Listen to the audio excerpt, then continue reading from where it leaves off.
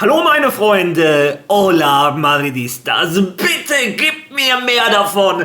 Ich möchte alle 4 Jahre diese Wahlen erleben. Ich hab euch doch gesagt, Wahlkampf bei Real Madrid ist besser als jeder Kinofilm. Florentino Perez hat gestern im Live-TV zurückgeschlagen und bekannt gegeben, Real Madrid hat nicht nur Denzel Dumfries gekauft, nein, er hat auch gesagt, Real Madrid wird am Dienstag das größte Angebot ihrer Geschichte machen für einen Spieler. Mindestens 150 Millionen Euro. Währenddessen beharrt Riquelme darauf, Haaland und Rodrigo kommen nach Real Madrid, wenn er Präsident wird. Wir hören uns an, was er gesagt hat. Und so wie es aussieht, ist tatsächlich Jürgen Klopp sein Trainer. Das ist von Fabrizio Romano so bestätigt. Also es wird immer verrückter. All das in diesem Video.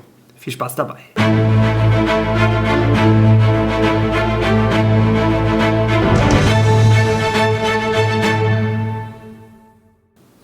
Ja Leute, ich habe inzwischen schon Angst, ein Video zu machen, weil während ich dieses Video mache, könnte ich eine Neuigkeit verpassen aus dem Universum Real Madrid. Da haut so viel Schlag auf Schlag gerade auf die Madridistas ein. Es ist absolutes Kino, ganz großes Tennis, was wir da erleben und es macht einfach nur Spaß. Doch ich versuche das für euch etwas zu strukturieren. Fangen wir erst einmal mit Fakten an. Heute Abend um 21 Uhr spielt Real Madrid Castilla das Rückspiel in Sabadell. Die Jungs haben im Hinspiel 2:0 gewonnen. Wenn die diese 2:0 Führung halten, wenn sie heute gewinnen, unentschieden spielen, was auch immer, stehen sie im Finale zum Aufstieg in die zweite spanische Liga. Daumen drücken. Ich werde das Spiel schauen. Vielleicht werde ich einen Livestream machen, wo wir uns auch über den Wahlkampf von Real Madrid unterhalten können. Denn was da abgeht, ist absolut verrückt. Ja, und legen wir mal direkt los.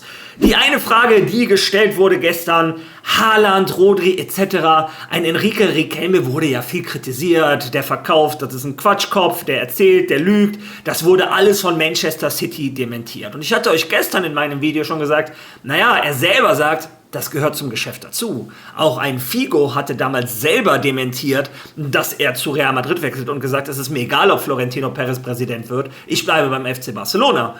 Ja, und 3 Tage später hat er bei Real Madrid unterschrieben. Naja, aber ein Enrique Riquelme hatte gestern mehrere Interviews und hat weiterhin darauf beharrt, ein Haaland und ein Rodri kommen, wenn ich Präsident von Real Madrid bin. Hören wir uns das zusammen einmal an. Was mit der Haaland-Angelegenheit passiert ist, nachdem Sie es gestern Abend in El Hormiguero angekündigt haben, ist das, was Sie erwartet haben? Der Spieler hat nichts gesagt, er hat die Nachricht nicht dementiert. Reicht Ihnen das? Nun, wir wissen hier alle, wie die Fußballwelt ist. Man muss den Spieler immer schützen, denn wir wissen alle, dass es sich hier um eine Wahl handelt. Man kann gewinnen, man kann verlieren und den Spieler muss man immer schützen und sein Umfeld wird ihn auch schützen. Deshalb fand ich das großartig. Es sind Leute auf höchstem Niveau, sie respektieren ihren Verein und ich auch und ich respektiere das alles. Was ich also mit absoluter Sicherheit sagen kann, ist, dass ich weiterhin die gleiche Meinung vertrete wie gestern und wie heute in den Interviews, die ich gegeben habe. Sie halten also an dem Versprechen fest, das Sie gestern bei El Hormiguero gegeben haben. Und Sie zögern nicht, obwohl City gesagt hat, dass es keine Klausel gibt und so weiter. Gibt es eine Klausel oder nicht? Nun, das müsste man Sie fragen. Ich habe meine Meinung, ich werde keine weiteren Details zu privaten Angelegenheiten geben, aber ihr habt ja gesehen, was ich gestern gesagt habe und was ich heute in allen Interviews gesagt habe. Wenn ich Präsident von Real Madrid bin, dann kann ich mit Nachdruck sagen, dass Haaland und Rodri Spieler von Real Madrid sein werden. Und wenn nicht, dann habe ich meine persönliche Garantie gegeben, dass ich allen Mitgliedern ihren Beitrag zurückzahle. Ja, und da muss man ihnen schon recht geben. Also Haaland selber hat nichts dementiert. Die Beraterin und der Vater haben das dementiert. Manchester City hat mit rechtlichen Schritten gedroht etc. Wobei ich nicht verstehe, warum. Wie gesagt, er hat nur ein Trikot hochgehalten mit dem Namen Haaland. Ich weiß nicht, ob man da rechtlich so viel falsch machen kann mit. Es gibt ja nicht nur einen Haaland auf der Welt, der kann ja auch irgendjemand anderen meinen. Naja, so wie ich Recht verstehe, aber vielleicht liege ich auch komplett falsch. Naja, wie dem auch sei. Ihr habt gehört, er sagt, das ist das Normalste auf der Welt. Er könnte theoretisch die Wahlen verlieren, sagt er, und deshalb muss der Spieler geschützt werden. Die Agentin und der Berater oder die Beraterin und der Vater, die machen das richtig, der ist da keinem böse. So ist das Geschäft, aber er beharrt darauf. Wenn er Präsident von Real Madrid ist, kommen Erling Haaland und Rodri. Ja, und ich habe gestern gesagt, das Einzige, was die Wahl spannend machen könnte, wäre, wenn er zu einem Rodri und einem Haaland tatsächlich einen Jürgen Klopp bekommt. Ja, hören wir uns mal das an, was ein Fabrizio Romano gesagt hat.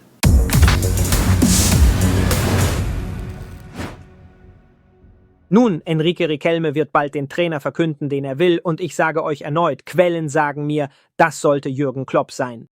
Quellen aus dem Geschäft, aus der Branche nennen Jürgen Klopp als den potenziellen Kandidaten, den Enrique Riquelme vorschlägt, aber er wird den Real Madrid-Fans seine Strategie und Namen selbst nennen. Also warten wir ab. Was das betrifft, auf der Seite von Florentino Perez, vergesst nicht, dass Florentino Ibrahima Konaté klargemacht hat. Fix. Florentino hat Denzel Dumfries klargemacht. Fix. Florentino hat einen neuen Vertrag für Toni Rüdiger klargemacht. Fix. Eine weitere Saison. Florentino wird zusammen mit Mourinho eine Entscheidung über die Rückkehr von Nico Paz treffen. Sie haben die Rückkaufoption. Außerdem will Real Madrid einen weiteren Verteidiger für den Kader, möglichst Linksfuß, um eventuell auch als Linksverteidiger auszuhelfen, defensiver, wenn nötig. Gvardiol und Ricardo Calafiori sind zwei Namen, die bei Real Madrid sehr hoch im Kurs stehen und geschätzt werden, aber im Moment ist das Gefühl, dass diese Deals nicht einfach sind, weil Arsenal und Manchester City auf Calafiori und Gvardiol zählen, es wird also nicht leicht. Auch zu Gvardiol kann ich euch sagen, dass Manchester Citys Absicht seit Ende Februar, Anfang März, obwohl der Spieler verletzt war, darin bestand, ihm einen neuen Vertrag mit besserem Gehalt anzubieten. Man City will also den Vertrag von Josko Gvardiol verlängern, während er für Real Madrid als einer der perfekten Kandidaten gilt, aber wie gesagt, nicht einfach.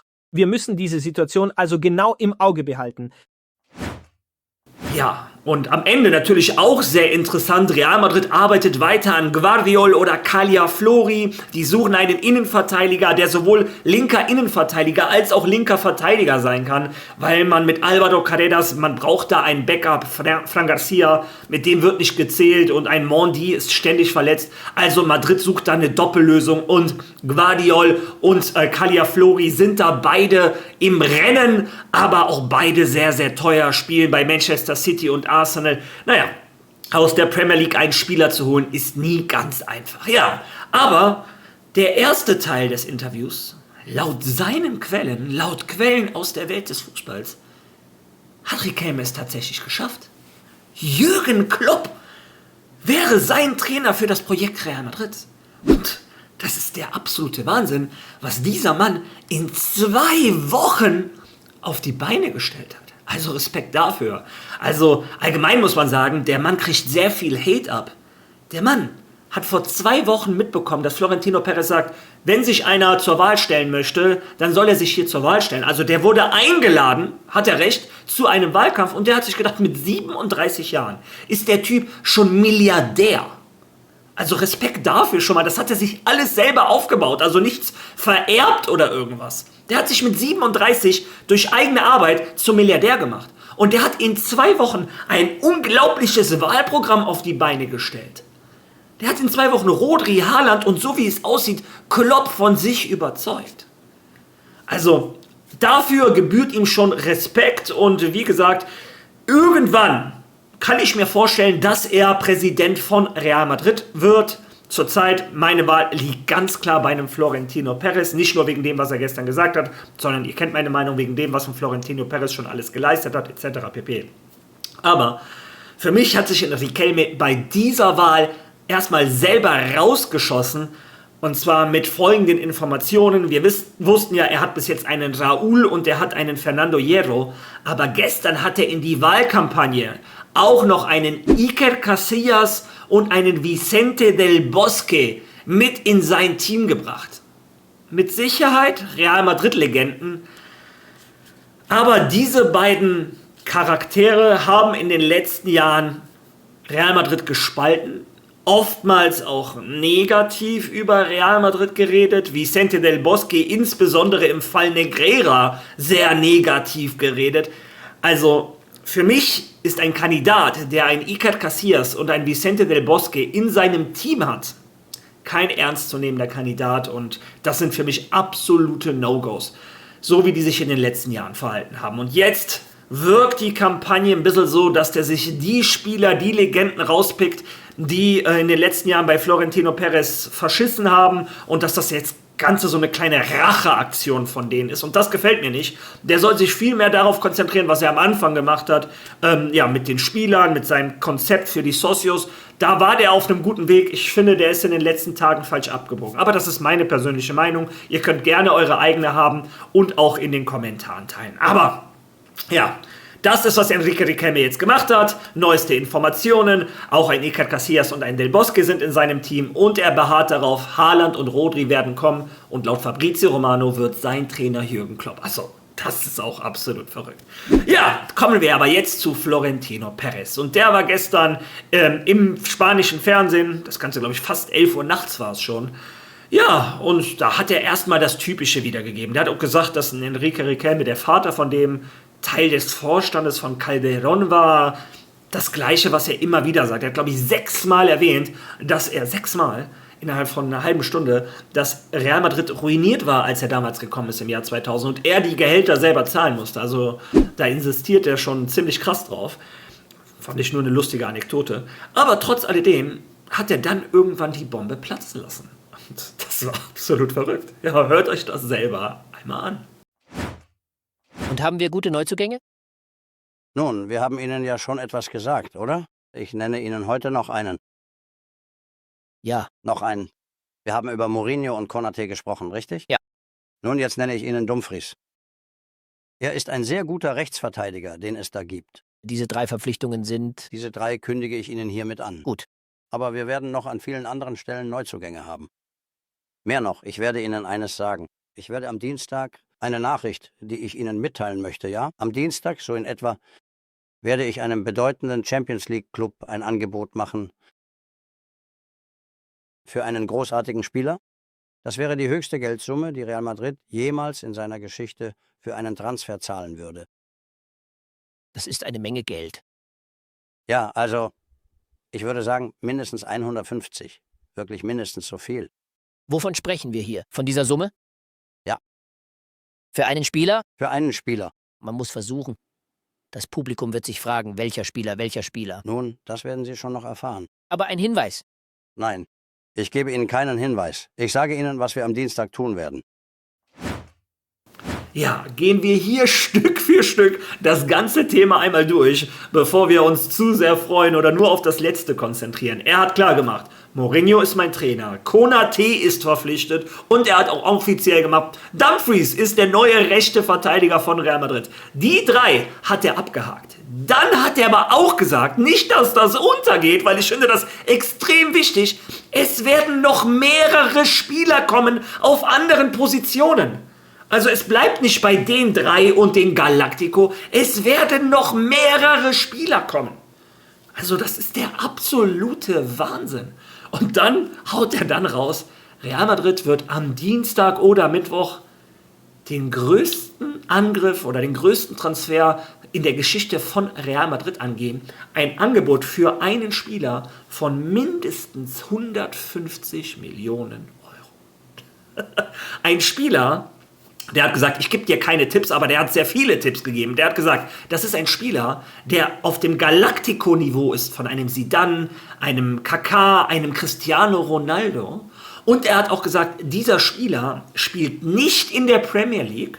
Es ist nicht Michael Olise, es ist nicht Harry Kane. Es ist eine Champions League-Mannschaft. Und er hat auch gesagt, es ist ein Spieler, der vom Mittelfeld nach vorne spielt. Also ein offensiver Spieler. Und jetzt brodelt natürlich die Gerüchteküche. Ein Fabrizio Romano hat direkt gestern Nacht noch ein Video hochgeladen, wo er Namen genannt hat, unter anderem Jamal Musiala, den ich gar nicht so auf dem Radar hatte. Allerdings hat Florentino Perez auch zu den Journalisten gesagt, du kommst da eh nicht drauf, wen ich meine. Und das fand ich schon sehr überraschend, weil wie wir alle denken wahrscheinlich an Vitinha, Neves etc., an so Namen, die man schon so kennt oder auf die man direkt kommt. Und Florentino Perez war so ganz sicher, du kommst da eh nicht drauf. Und wie gesagt, der Journalist hat Ahnung von Fußball. Also wen kann der damit meinen, dass der so nicht auf dem Radar der Leute sein kann? Also wie gesagt, Fabrizio Romano hat Musiala mit da reingeworfen in diese Liste. Die Namen, die sich jetzt viel wiederholen, sind die Namen von den Stars von Paris Saint-Germain. Vor allem ein Neves wird als Hauptfavorit genannt. Ein Vitinha, ein Doué, ein Kvaratskhelia, ich spreche den Namen falsch aus, aber das sind alles Kandidaten. Wobei ich mir denke, wie gesagt, Musiala auf der 10 haben wir schon viele Leute, da haben wir schon Arda, Bellingham, Nico Pass soll anscheinend kommen, da brauchen wir keinen. Wie viele linke Flügel wollen wir haben wegen Quaradonna? Also glaube ich auch nicht. Doué würde natürlich vielleicht Sinn ergeben, weil das ist ein Spieler, eine Position, auf der wir durchaus noch jemanden gebrauchen könnten. Dann müssten wir aber wieder mit einem Dreier-Mittelfeld spielen und dann müssten wir auch schon wieder anfangen, wer spielt da nicht. Deshalb, ja, der Hauptfavorit anscheinend ein João Neves. Ich meine, es gibt inzwischen auch schon wilde Theorien, dass ein Florentino einen Figo 2.0 machen möchte und einen Pedri oder Lamine Yamal etc. Holen möchte, wie am Anfang seiner Amtszeit, dass er wieder mit der Faust auf den Tisch hauen möchte. Ja, und allgemein glaube ich, ihr gebt mir jetzt alle recht, wenn ich sage, ein Wahlkampf bei Real Madrid ist immer das Beste, was es geben kann. Deshalb habe ich mich so gefreut für die, die das noch nie erlebt haben. Viele von euch sind sehr jung, sind 24, 28, die waren 4 oder 8 Jahre alt beim letzten Wahlkampf. Und das hier ist etwas ganz Besonderes. Und dieser Wahlkampf, da sieht man, hat das Feuer wieder in einem Florentino Perez geweckt. Es hieß, die ersten Wochen nach dem aus der Liga, hieß es, der möchte vielleicht 1, 2 Verstärkungen holen. Viel wird sich nicht ändern. José Mourinho wird mit dem gleichen Kader was hinkriegen. Er kriegt da noch ein bisschen Unterstützung in der Abwehr. Und das auf einmal ist ein ganz neuer Florentino. Das ist der Florentino, den wir sehen wollten. Ein Florentino, der schon 2 Verteidiger geholt hat. Gesagt hat, es werden noch viele andere Spieler kommen. Und ich mache jetzt den größten Transfer der Geschichte von Real Madrid. Das ist Real Madrid, was wir wollen. Und nichts gegen einen Martin Hjurmand oder was auch immer. Aber wenn du mir sagst, vielleicht kriegen wir einen Vitinha oder einen João Neves, ja, dann könnt ihr euch denken, wo ich denke, das ist Real Madrid.